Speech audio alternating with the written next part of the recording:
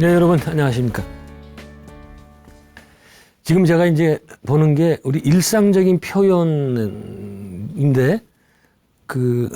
뭐 일상적으로 쓸 때는 별 문제 없지만 이게 이제 까르마 법칙 관점에서 볼 때, 뭐 종교적인 관점에서 볼 때 좀 문제가 있을 것 같은, 아니 문제라기보다 좀 다시 한번 좀 다른 각도에서 생각할 수 있지 않을까 하는 이런 얘기를 지금 하고 있었고, 지난 시간에 이제 이런 표현을 많이 얘기했었죠.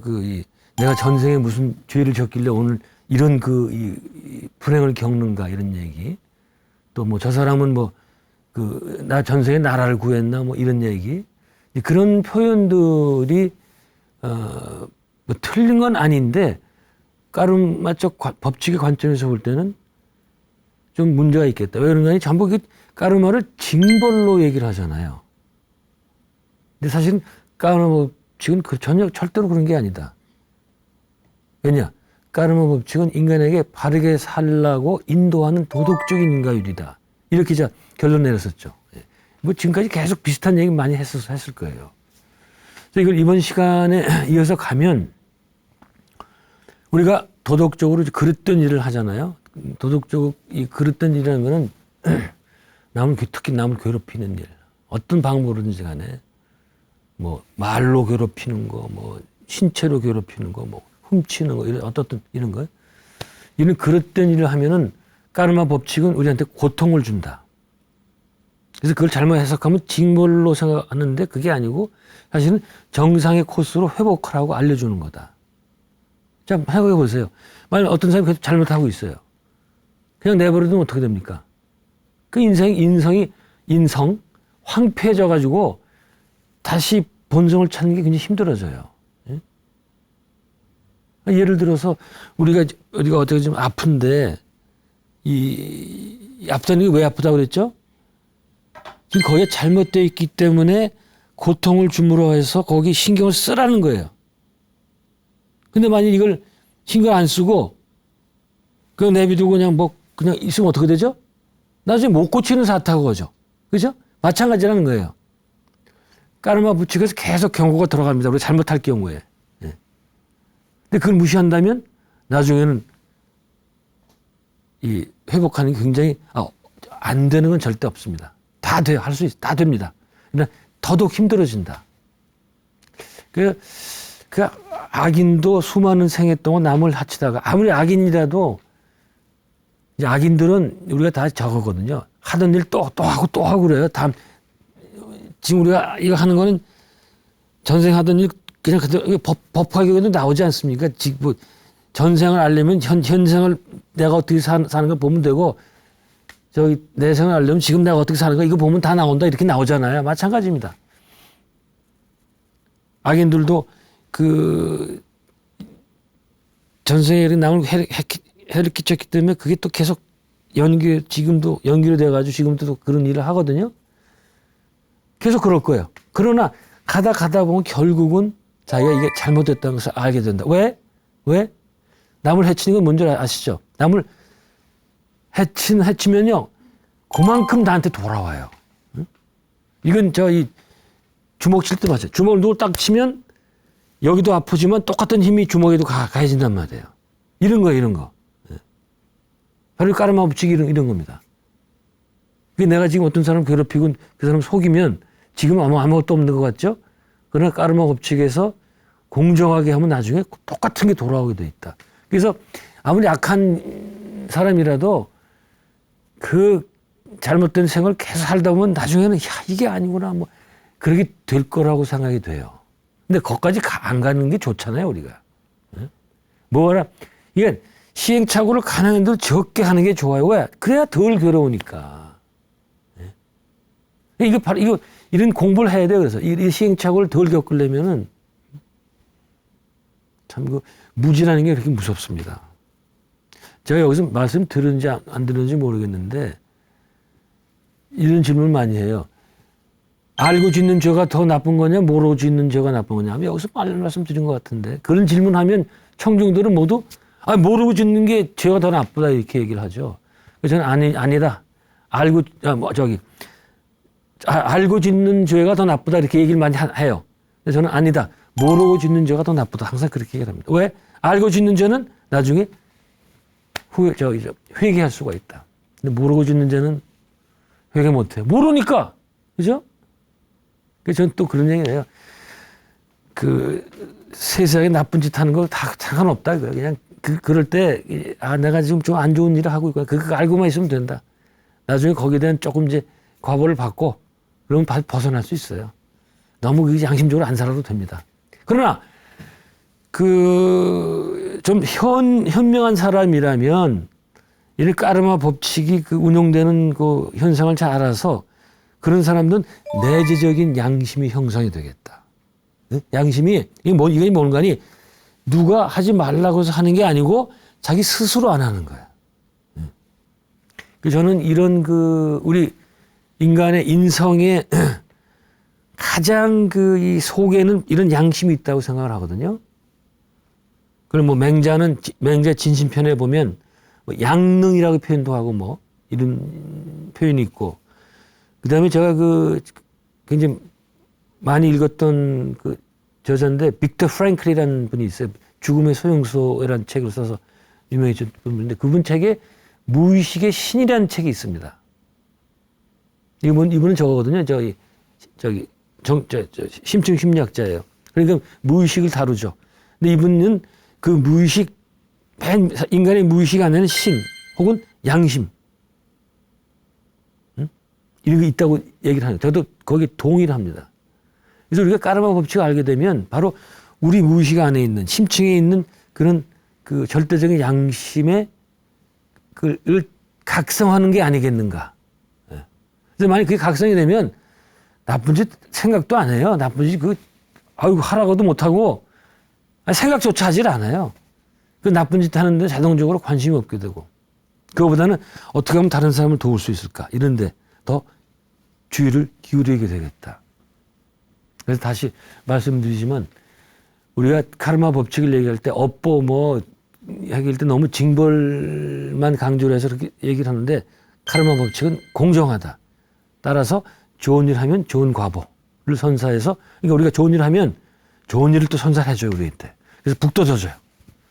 빨리 이 인간의 우리 갖고 있는 도덕적 완성을 빨리 거두라는 의미에서. 네. 자, 이 도덕적 완성이 자꾸 나오는데요. 이게 왜 필요한가 하니, 한번 말씀드린 건데, 불교나 이런 데서는 결국 목적이 깨달음 아니에요. 근데 이런 이 영성을 높아지기 위해서 기본적인 단계가 도덕적인 완성이라 이거예요. 이게 안 되면 아무것도 안 돼요. 도덕적 완성. 이게 중요한 거예요. 근데 기본적으로. 그래서 자꾸 얘기를 하는 거예요. 이걸 건너뛸 수는 없어요. 그러나 삶의 다른 분야에서는 안 그렇죠. 도덕적으로 엉망이라도 얼마든지 유명한 출중한 음악가가 될 수 있고, 정치가가 될 수 있고, 운동선수가 될 수 있죠. 그건 관계없어요, 그거는. 그러나 인격의 완성에서는 안 됩니다. 도덕적인 게 잡혀져야 돼요. 어떻든 이런 좋은 일을 하면 좋은 과보가 있는 것은 빨로 이 취업을 해줘가지고 도덕적인 완성, 인격의 완성을 빨로 좀 거두라는 그런 이 장려가 되겠다. 제가 가끔씩 그런 얘기 했죠. 복권 당첨되는 거, 뜻하지 않는 유산 상속 같은 거. 이제 이런 거 자기한테 갑자기 돈이 생기죠. 제가 여기서 얘기했는지 다른 책에 썼는지 모르겠는데, 방송을 잠깐 보니까 미국에서 얘기인데, 복권을 사서 이 사람이 1등을 했어요.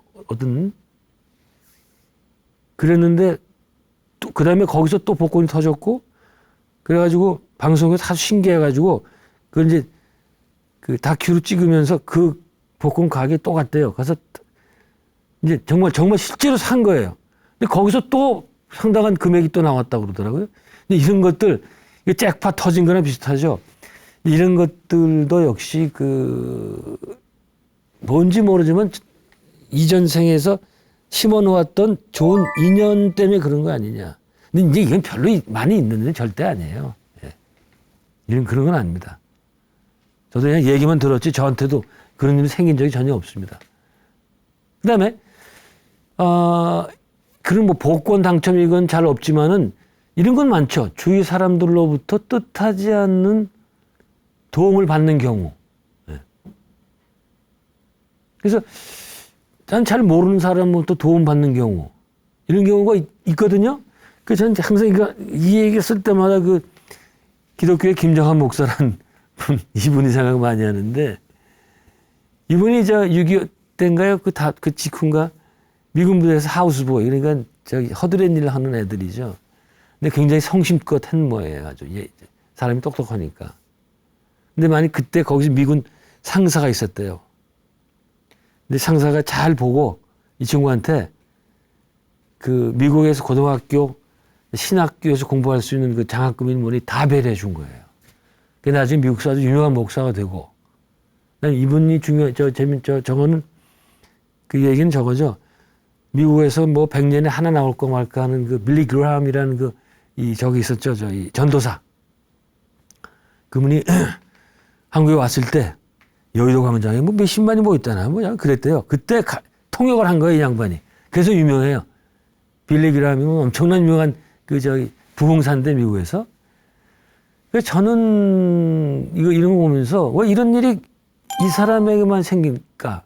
아니 뭐 사실 뭐 이런 이해 말고도 미국 교회 다니다가 미국 선교사 눈에 띄어가지고 미국 가서 팔자 고친 예가 적지 않게 있긴 있어요. 한국 사람들 경우에도. 네. 이런 일이 왜 그 사람한테만 생길까? 어떻게 생각하세요? 그럼 그 사람들은 그래요. 목사가 그러니까 하나님의 도움심을 하나님이 은총을 베푼다 이렇게 하죠. 그래서 내가 그러죠. 왜 하나님은 당신한테만 베푸면 은총을 말이야. 왜 나는 안 베풀고 당신한테만 베풀어? 이거 말을 못해 그다음에는. 근데 그것보다는 까르마 법칙에 의해서 이전에 이 김정한 목사를 도와줬던 그 상사가 있잖아요. 분명히 어느 생인지 몰라도 이 김정한 목사 그 상사를 도와준 적이 있을 것이다. 이렇게 보는 게 조금 더 낫지 않느냐. 뭐 그게 50보 100보인데. 자, 이런 거를 보면은 이걸 이제 이 까르마 법칙을 믿지 않는 사람들은 그냥 그걸 우연이라고 생각을 하죠. 우연.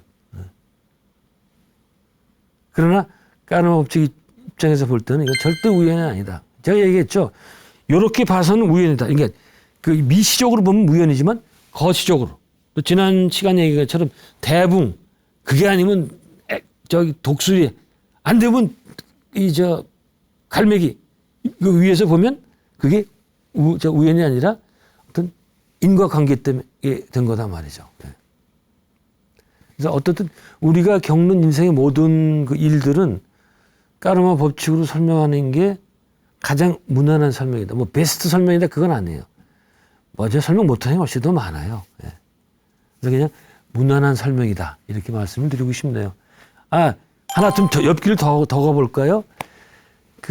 조금 이제 잘못 알려진 사실이 있어서 그걸 좀 말씀드리려고 그러는데, 제가 이제 다른 강의에서도 언급을 했는데, 거기서 다시 내가 조사를 해봤더니 그 얘기가 틀렸더라고요. 그래서 한번 말씀드리는데, 정주영 회장 얘기입니다. 뭐 많이 알려진 거예요. 제가 재밌게 읽었던 책 중에 하나가 유명한 사람의 전생 이야기라는 책인데, 이게 미국 사람이 쓴 책이에요. 그 유명한 셀럽들의 이 전생들, 뭐 정치가들 이런 사람들 얘기가 많이 나와요. 뭐 문선명 목사는 전생에 뭐였다, 뭐 김일성도 나오고 주로 이제 미국 사람들이지만 한국서 책이 나간다 그랬더니 한국 사람들 전생을 리딩 해가지고 써놨더라고요. 거기에 박정희 대통령 전두환 그 사람들의 전생도 얘기가 나와요. 궁금하시면 보세요. 이 사람은 뱅슨이라는 사람이거든요. 이 사람은 정주영의 그 전생을 중국 광동성에서 장사를 크게 했대요. 그리고 그 전은 태국에서 쌀 농장을 크게 했다네요. 근데 이게 이 사람이 정주영 회장을 알고 한 건지 모르겠는데, 여러분 아시잖아요. 정주영 회장이 집에 있던 송가 팔아가지고 서울로 무작정 상경해서 처음 시작했던 게 쌀집 종업원 아니었습니까? 그게 신당동에 사zen 골목이라고 있어. 신당역에 거기. 제가 어릴 때 거기 살았기 때문에 잘 알거든요. 거기가 지금은 많이 없어졌어요. 그 쌀 도매상이 제일 큰 그 지역이었었습니다. 제가 어렸을 때 보면 그 옆에 술집도 많았어요. 거기서 이제 쌀 팔아가지고 술 먹고 이제 이런 거예요. 거기에서 이 양반이 점원이 됐고, 나중에 거기다 이제 자기 가게도 차리고, 그러다 이제 그게 이제 그거 갖고 돈 못 벌겠다 싶어가지고, 그 다음에 영등포로 가서 자동차 시작해가지고 내척한 거예요, 그냥. 그게 재밌죠? 이 태국에서 뭐 이 쌀 농사 크게 했던 그게 이제 계속 영향이 있어가지고 이번 생에 이제 이렇게 됐는데, 근데 제가 이제 그것보다 광동성에서 이 장사 크게 했다고 그랬잖아요. 중국이 들어서 전생에. 예. 근데 그때 이 중국에 진출했던 영국 상인을 많이 도와줬대요. 이 광동성은 어떤 의미가 있는가 하니, 이 중국인 문호를 개방할 때 대부분의 외국 그 백인들이 광동성, 지금 광동 그쪽으로 들어왔다고 그러는 것 같아요. 그때의 영국 상인을 도와줬기 때문에 그게 이번 생으로 이어져서 영국 은행에서 돈을 빌리다는 일화가 있죠.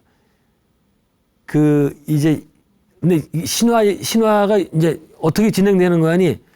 정정 회장이 1971년에 현대 조선소를 건설할 때 울산에다가, 울산일 겁니다. 이 양반도 대단한 분 아니에요.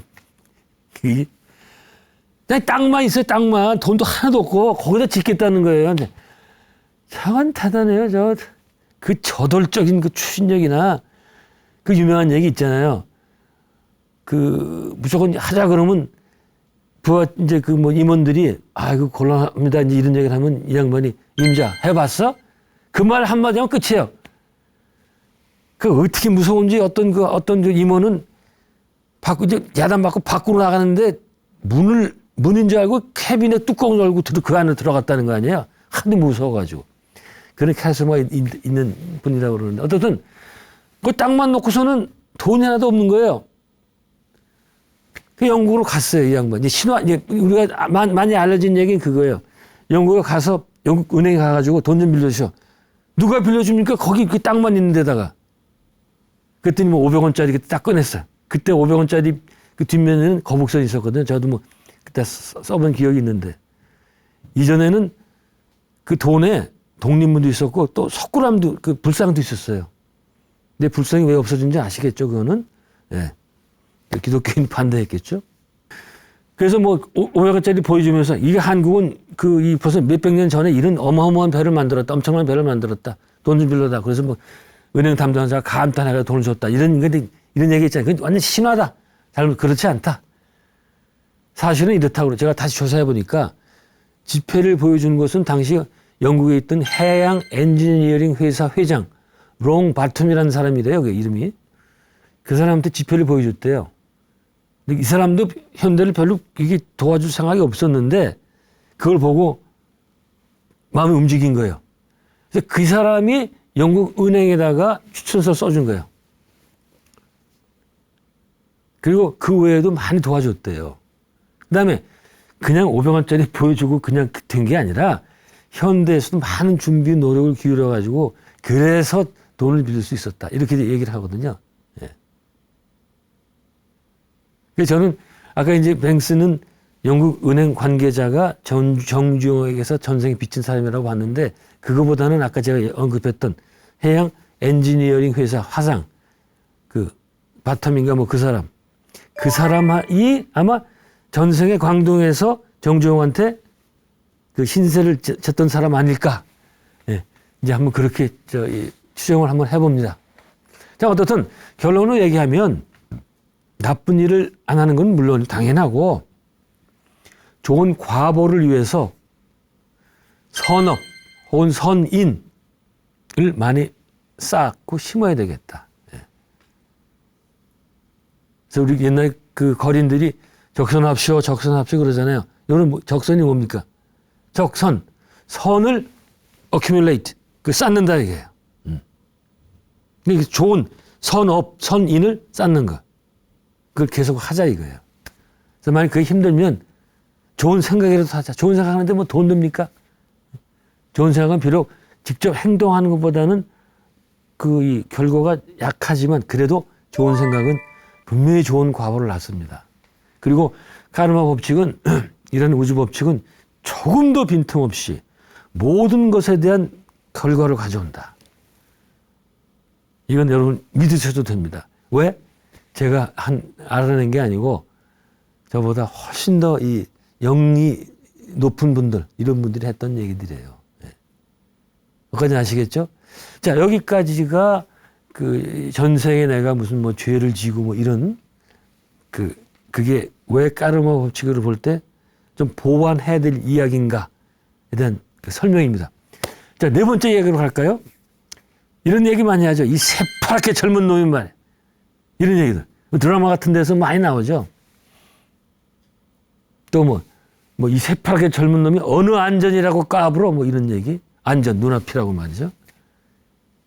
이전에 이런 표현을 많이 했는데 지금은 나이도 어린 게 뭘 한다고 나대? 이거 왜 이래 이거? 이런.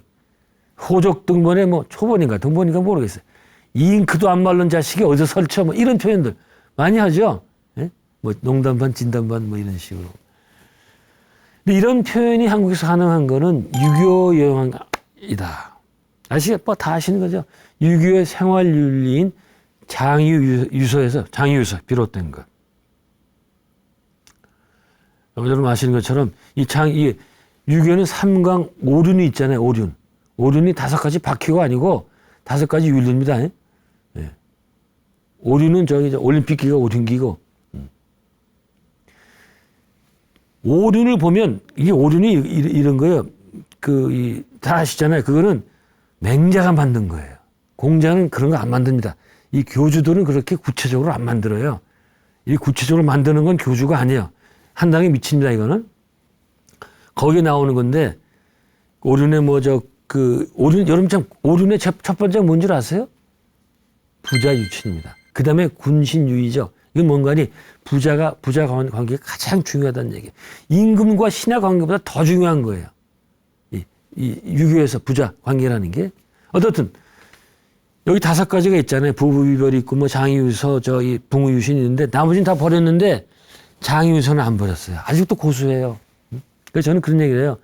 한국은 전 세계 국가 가운데서 가장 유교적인 국가다. 제가 얼마든지 증명할 수 있어요. 그런데 한국 사람들은 너무 이런 사회문화에 익숙해 있기 때문에 잘 몰라요. 예를 들어볼까요? 한국 사람들, 처음 사람들 만나면 어때요? 모르는 사람들 만나면. 나이 따지죠? 나이 따져가지고 뭐 아래로 딱 나눈 다음에 존대어 반말을 쓸 건가 구별하고 이렇게 하죠. 이전에는 이 60년대까지는 이건 불문가지예요. 만나면 무조건 나이부터 따져요. 무조건. 하여튼 이런 식으로 그러니까 한국 사람들은 딱 만나면은 서로 이 나이가 어떻게 되는지 모르면 불안해가 참지를 못해 이거를.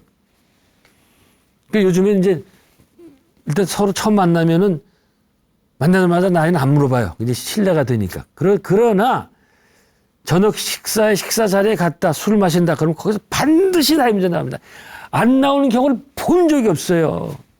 예? 나이 따져가지고 아래에 나눠야 돼요. 그래야 직성이 풀려요. 근데 거기서 조금 술 들어가면 뭐 어떻게 돼요? 앞으로 형으로 모시겠다. 형, 그리고 언니 뭐 이러고 말이죠. 형이나 언니라는 친족 명칭으로 서로를 부르기 시작하죠. 이거는 뭔가니 사회 전체를 가족의 연장으로 보면 유교의 그 교리적 특징이에요. 특징. 이거 가려면 여기도 참 설명할 게 많거든요. 이게, 여러분들, 우리는 이게 아주, 너무 자연스럽게 보이잖아요. 예? 형, 동생 가리고 언니, 누나 가리고 말이죠. 근데 이렇게 하는 나라는 전 세계에 거의 없어요. 제가 보기에는 없어요. 한국만 그래요. 다른 나라에서는 진짜는 이런 일이 있을 수가 없죠. 이 사회를 가족으로 보기 때문에 이게 나오는 거예요. 근데 이게 불교도 마찬가지예요. 불교 승가를 보면 이렇게 같이 나이를 따져가지고 아래 위로 나누는 게 이제 주자학적인 종법 질서라고 그러거든요. 주자학적인 종법 질서라는 게 뭔가 하니 나이만 따지는 게 아니고 그 이름에도 돌림자를 쓰잖아요. 돌림자. 그게 이제 그래서 딱 뭐 삼촌 학렬, 뭐 아버지 학렬, 할아버지 학렬 딱 이게 딱 되잖아요. 그래서 정확한 이 아래의 이 질서, 사회를 만드는 게 이게 주제학적인 종법 질서라고 그래요. 브라만교 뭐예요? 브라만교의 그 포캐스트 시스템 뭐예요? 캐스트 시스템 그냥 다 부셔놓고 오는 게 불교인데 왜 갑자기 유교 가부장들을 받아들입니까? 재밌어요. 그게 왜 그런가 하니 조선조의 그 500년 유교를 지배를 받다 보니까 자기도 모르게 그렇게 된 거예요. 예.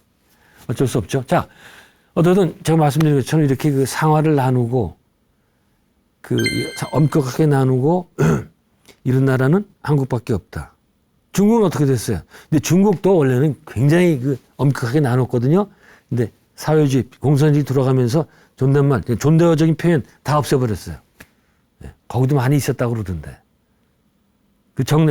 나이 따지는 건 미화가 많은데 제가 듣는 얘기가 있어요. 자, 승강기 안에서 아기 데리고 두 엄마가 탔어요. 이때 두 엄마가 가장 먼저 하는 대화가 뭡니까? 얘 몇 살이에요? 그러죠. 네? 서로 애들 나이 확인해가지고, 우리 애가 그대 애보다 언니네요. 이런 식으로. 바로 그냥 친족으로 또 만들어요. 예? 저는 한두 번, 이건 우리 한국 사람들의 일상생활이죠. 이렇게 우리가 만나서 나이를 확인한 이런 이유 중에 하나가 뭔가 하니 자기가 한 살이라도 더 많다는 것을 바라면서 확인하고 싶어 하는 거예요. 예? 그죠? 왜 그래요? 왜? 유교에서는 나이 많은 사람들이 양자 관계에서 우위를 점하기 때문에. 항상 이 한국 사회는 나이 많은 사람들의 권리가 중심이 돼서 가고 있어요. 제가 이 얘기 많이 안 한다고 그러고 지금 너무 하고 있는 것 같으네. 그래서 한국인들은 싸울 때도 조금 불리해지면 어떻게 해요? 나이로 상대방을 누르려고 하죠. 제가 여기 제가 처음에 했던 거, 이 새파랗게 젊은 놈이 말이야. 아니 놈이란 말 쓸 수 없으니까 젊은 친구가 왜 그래? 이러고. 근데 꼭 나와요. 이게 불리하면 이게 나와요. 나이 든 사람들이. 이거 연병 한참 미칠 것 같은데 이거 왜 그러셔 형씨 이런 식의.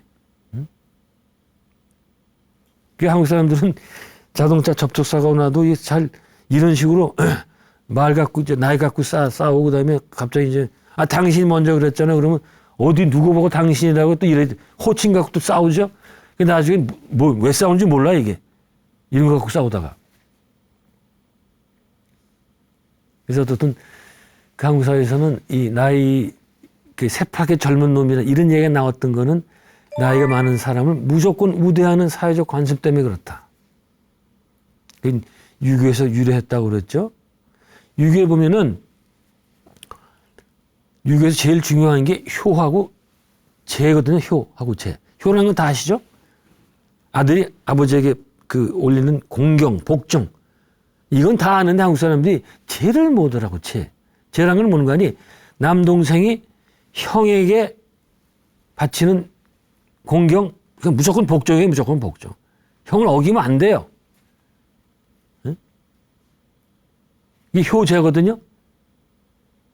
맹자에 보면 딱 나와요. 이 공자님의 가르침의 근본은 효제다. 핵심이다 말이죠. 응? 여기서 한국 사람은 한 발짝도 못 벗어나고 있어요, 지금. 네? 제가 그래서 한국은 아직도 조선 후기 사회라고 그러는 거예요. 이 머리에 들어간 건, 이게, 가치관적인 거는. 그런데, 제가 이제 이건 유교적인 얘기고, 유교는 이런 것 때문에 세계 종교가 못 돼요. 불교나 기독교, 이슬람처럼. 이 세 종교는 보편적인 요소가, 핵심에는 보편적인 요소가 있거든요. 따라서 어느 문화권에 전파가 되더라도 그게, 정착이 됩니다. 그럼 유교는 동아시아, 동북아시아, 중국, 한국, 일본, 그다음에 월남 북부 여기까지만. 요거 이외에는 어디든 못 가요. 이런 한계 때문에. 어쨌든 이런 거를 우리가 까르마 법칙에서 입장에서 보면 인간을 나이라는 물리적인 조건으로 상을 나누는 것은 어불성설이다. 적절하지 못하다. 그럼 어떻게 하면 되느냐? 까르마 법칙을 따른다면 우리가 사람을 대할 때 그의 육체적인 나이를 가지고 판단해서는 안 되겠다. 그럼 어떻게 해요? 이렇게 해야 됩니다. 그의 영혼이 지닌 순수함이나 지혜로움의 정도, 또 수준, 그걸 보고 파악해야 되겠다. 사람들은 나이와 관계없이 나름의 영적인 수준이 있거든요. 아무리 나이가 많아도 그 영혼의 수준이 형편없는 사람이 있는가 하면 나이가 어려도 영적인 수준이 굉장히 높은 사람이 있어요. 그건 뭐 아시겠죠? 왜 그렇습니까? 전생에 해놓은 게 있는데. 예? 그래서 우리는 까르마 법칙의 입장에서 보면 우리 타인을 대할 때 절대로 나이를 가지고 구분해서 안 된다. 그래서 전 한국 사회 지금 나이 가지고 따지는 거 벌써부터 그 얘기를 많이 했는데 안 통해요, 안 통해.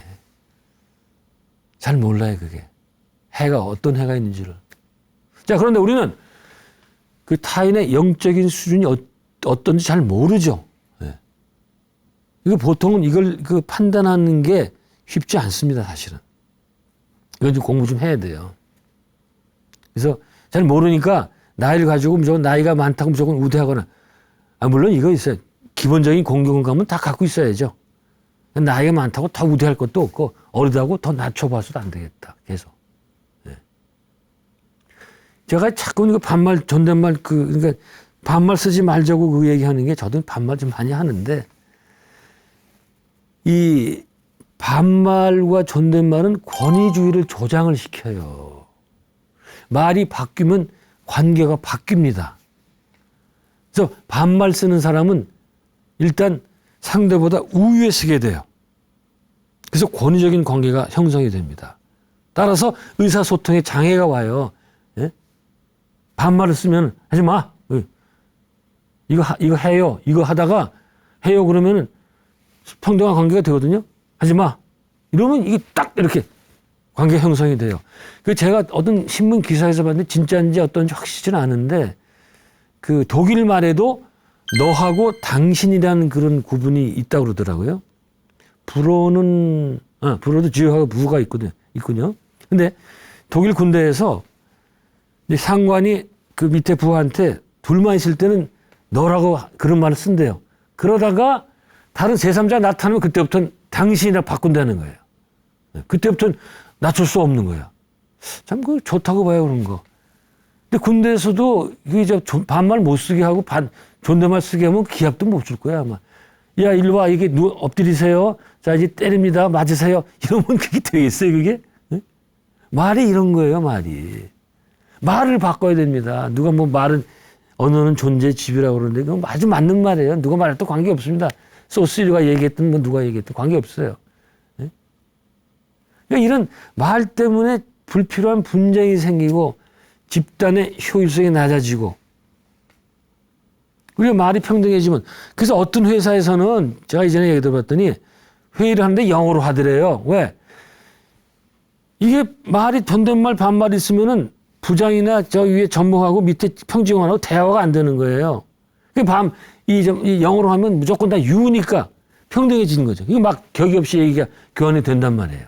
근데 문제는 영어를 못하니까 이게 또 얘기가 안 되겠죠. 그래서 전 이 얘기할 때마다 항상 히딩크 얘기를 듣거든요. 예를 들거든요. 자, 이 히딩크가 네덜란드 사람 아니에요. 여러분, 네덜란드가 얼마나 평등한지 아세요? 이게 사회 문화가?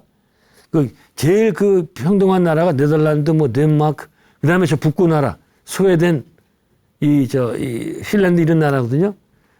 이게 딱 이 사람이 굉장히 똑똑한 사람이에요. 오자마자 딱 한국 축구팀을 봤더니 권위주의가 너무 강해. 예? 그러니까 서로 이제 경기장에서 그게 안 돼요. 그러니까 한 이천수 같은 선수가 홍명보 윗사람들한테 대화를 못해. 너무 형이기 때문에, 형, 명보형 공주 막 이렇게 못해요. 이 후배들이 마음대로 못하는 거예요. 이 히딩크가 딱 알고서, 야, 형이란 말 쓰지 마. 그냥 명보, 그냥 이름만 불러. 그 다음에 밥 먹을 때도 같이 모여서 먹어. 네, 호텔 쓰면은 숙소도 선배, 후배 같이 써. 이렇게. 권위주의 없애버렸어요. 그랬더니 그다음부터 막 슬슬 막 날라다니는 거예요. 그다음부터. 물론 다른 것도 있어요. 예? 이제 선수 뽑을 때 히딩크 마음대로 뽑아서 박지성 같은 선수를 뽑을 수 있었죠. 그것도 전혀 연고지에 관계없이 뽑았기 때문에 가능하다. 예. 그래서 저는 그때 히든케어를 보면서 한국에서 이 권위주의 문화를 배제하면 이렇게 그 효율이 한국 사람들 사회문화 높아질 텐데 참 안타깝습니다. 예. 그래서 저는 이런 게 그러면 한국 사람의 이해가 없었냐? 없질 않아요. 한국 사람들이 바보가 아니죠. 한국 사람은 영적으로는 상당히 그 능력이 있는 사람들이에요. 그러니까 한국에서 이제 좌판만을 없애는 운동은 벌써 이미 20세기 초반에 있었죠. 여러분 잘 아시는 소파 방정환 선생. 이분이 뭐예요? 그 소파 선생 하고 이 선배가 또 있어요. 소춘 김기전 선생이라고 있어요. 이분은 나중에 북쪽으로 가셔가지고 너무 안 알려져 있는데 이 두 분이 세계 인류사에서 처음으로 어린이 운동을 한 분이에요. 제가 다시 말합니다. 세계 인류사에서 처음으로 어린이 운동을 한 분들이에요. 근데 이것도 학교에서 안 가르쳐 주고 그다음에 이분들이 어린이 운동을 할 수 있었던 그 배경. 이게 어떻게 가능했느냐? 어떻게 돼요? 천도교인 이분 두 분이 특히 천도교에 교주였던 누굽니까? 최수훈의 그 제자가 최해월 아니에요. 해월 선생의 가르침 이어받아가지고 최수훈 가르침이지만 모든 이 사람들을 하늘님처럼 대해라. 따라서 여성도 집에 있는 아내도 하늘처럼 대하고 똑같은 그 논리로 어린이도 하늘처럼 대해라. 그때부터 소파 선생은 어린이한테 소춘 선생, 김기전 선생은 어린이한테 그 존댓말을 쓰기 시작한 게 있어요. 존댓말을. 근데 재미난 거는 방정환 선생은 집에 가서는 자식들한테는 존댓말을 안 썼대요. 근데 김기전 선생은 집에 가서도 존댓말 쓰셨대요. 그 천도교에서는 김기전 선생은 성인처럼 생각을 해요. 그만큼 훌륭했던 분이더라고요, 보니까. 제가 봐도 아주 훌륭했던 분이에요. 그래서 이런 그런 가르침이 있었는데 이거 다 까먹은 거예요, 한국 사람들이. 이거. 예? 저는 서양 따라하기 참 싫은데 이렇게 좋은 게 많은데 불교도 좋은 게 얼마나 많아요. 그게 안 살아나고 있는 게 참 안타깝습니다. 이게 제가 너무 지금 옆길로만 빠져가지고 어떤 영혼이 성숙된 영혼인가 이걸 설명을 하다가 여기까지 왔는데 이게 아무래도 시간이 안 돼가지고 여기서 그치고 다음 시간에 이게 중요한 주제거든요. 성숙된 거. 어떤 사람이 더 그 인격적으로 성숙하고 정신적으로 높은 영혼을 갖고 있나. 이거에 대해서 한번 본격적으로 한번 얘기를 해보도록 하겠습니다. 네. 오늘 여기까지 하겠습니다. 여러분 고맙습니다.